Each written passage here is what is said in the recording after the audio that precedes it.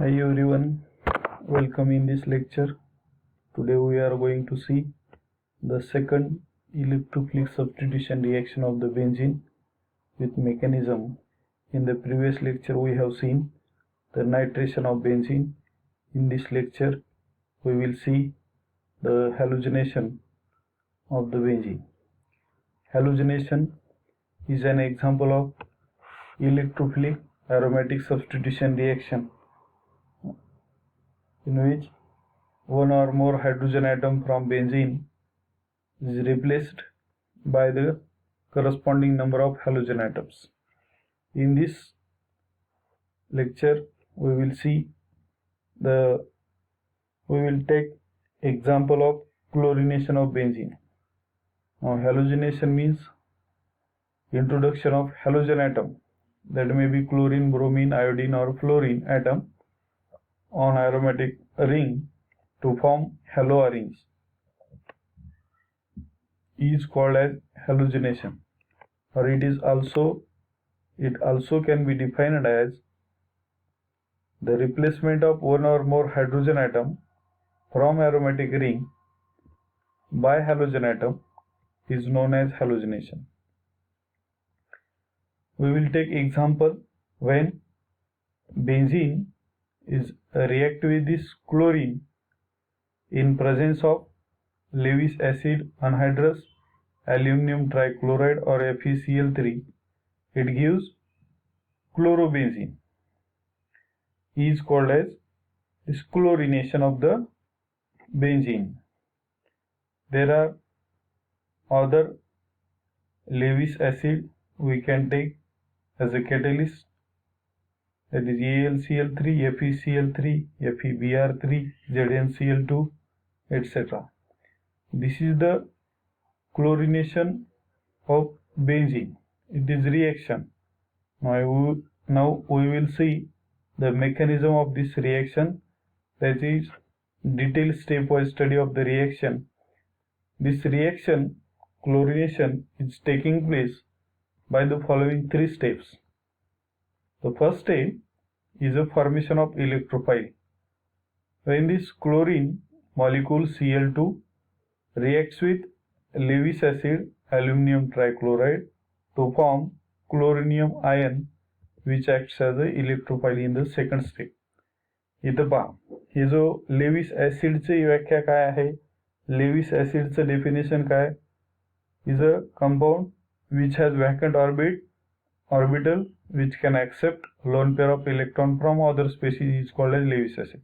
तर याच्याकडे रिकामा ऑर्बिटल आहे आणि याच्याकडे लोन पेअर ऑफ इलेक्ट्रॉन आहेत. हे लोन पेअर ऑफ इलेक्ट्रॉन इथं दिले जातात, मग याच्यावर पॉझिटिव्ह चार्ज येतो, म्हणून हा बॉन्डिंग इलेक्ट्रॉन इथे येतात. अशा प्रकारे हे इथं डायरेक्ट आपण डिटेल हे न दाखवता डायरेक्ट इथं क्लोरोनियम आयन म्हणजे इलेक्ट्रोफाईल तयार झालेला आहे, जो की सेकंड स्टेप मध्ये हा क्लोरोनियम आयन बेन्झीनवर अटॅक करेल. नाव second step is a attack of electrophile. हे आपण इलेक्ट्रोफिलिक सबस्टिट्यूशन ऑफ बेन्झीन मध्ये नायट्रेशन, हॅलोजिनेशन आणि अल्कालेशन असायलेशन जे काही बघणार आहोत, यामध्ये 3 स्टेप असतील प्रत्येक मेकॅनिझम मध्ये आणि तिन्ही स्टेप सेम असतील. पहिला असेल फॉर्मेशन ऑफ इलेक्ट्रोफाईल, दुसरा आहे अटॅक ऑफ इलेक्ट्रोफाईल आणि तिसरा आहे लॉस ऑफ प्रोटॉन किंवा त्यालाच म्हणतात रिमूव्हल ऑफ प्रोटॉन.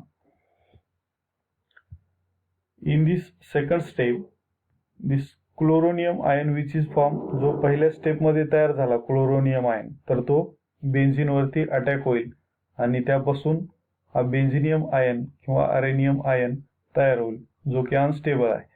मग हा रेझोनन्स होऊन, म्हणजे हे पॉझिटिव्ह चार्ज या 5 कार्बनवर डिलोकलाइज होऊन अशा प्रकारे रेझोनन्स हायब्रिड तयार होईल आणि लास्ट स्टेप मध्ये, in the last step loss of proton. In this step, this formed carbonium ion gets stabilized by the delocalization of electron, that is called as resonance. By this phenomena, this intermediate gets stabilized. In the last step, as this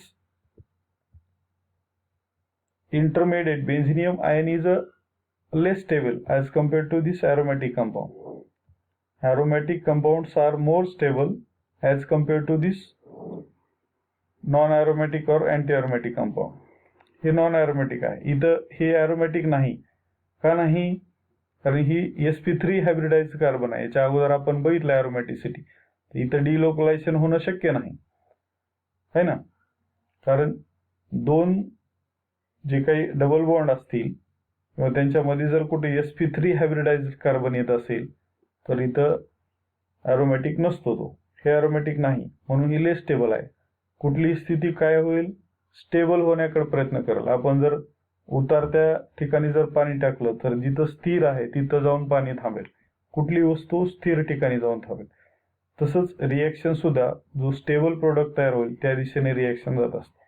त्यामुळं हा जो काही AlCl4 पहिल्या स्टेपमध्ये तयार झाला होता, इथं बेस म्हणून काम करतो आणि इथला H+ आणि इथला Cl- कंबाईन होऊन बाहेर पडतो. इथला H+ अबस्ट्रॅक्ट होईल आणि हे बॉन्डिंग इलेक्ट्रॉन ॲरोमॅटिसिटी मेंटेन करण्यासाठी इथं जातील आणि अशा प्रकारे हे क्लोरोबेन्झीन तयार होईल. This is the final desired product of this chlorination reaction. तर अशा प्रकारे ही सेकंड रिएक्शन आपण पाहिलेली आहे. इथे हे रिएक्शन संपलेली आहे. आपण एका लेक्चरमध्ये एकच रिएक्शन पाहत आहोत, जेणेकरून आपल्याला सहजपणे समजेल आणि सोपं जाईल. दुसरी रिएक्शन आपण नेक्स्ट लेक्चरमध्ये पाहू. Thank you very much.